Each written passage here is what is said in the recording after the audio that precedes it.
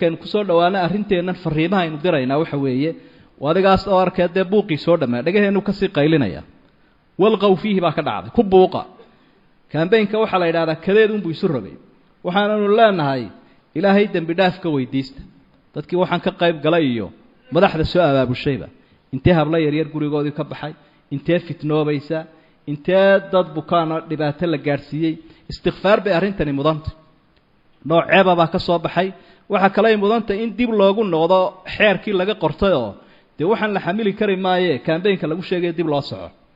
فرنت ندري إنه حويه حالات مركي هالكلام كلام رئيسه dadka wax lagu aaminay inay amaanadooda gutaan dadka u dhaxla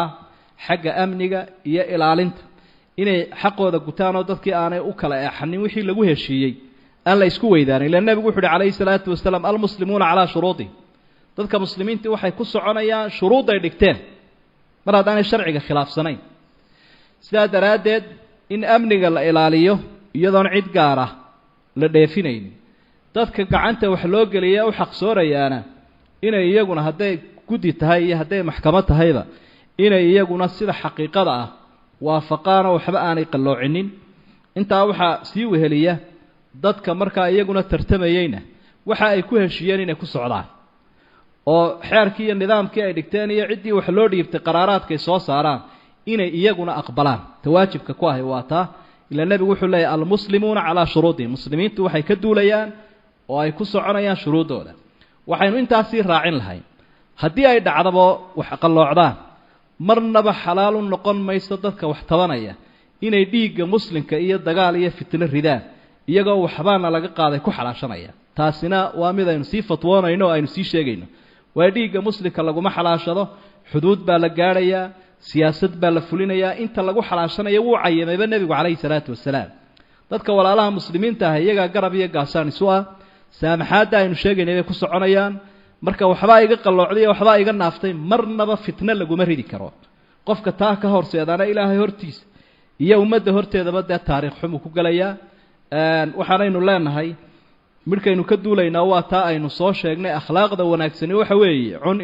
iyo tanaasulka qofku taariikhda ayuu ku galaya tanaasulka laakiin fitnada iyo fawdada iyo fasaadka kuma galayo aad waxaynu isaga ilaalin doonaa cadi haw ku cunay ama ku ciiday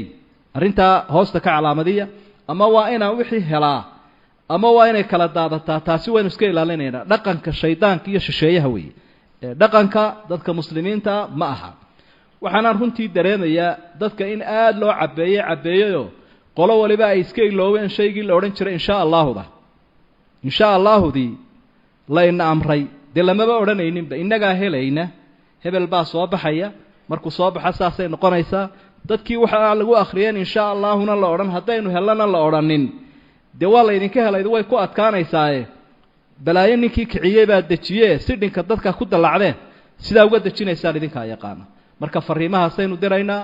ilaahayna waxaynu ka baryaynaa wixii fitnaana inuu naga joojiyo wanaagana uu inagu ilhaamiyo iyo sawaabka iyo deganaanshaha inaga iyo dadka muslimiinta ah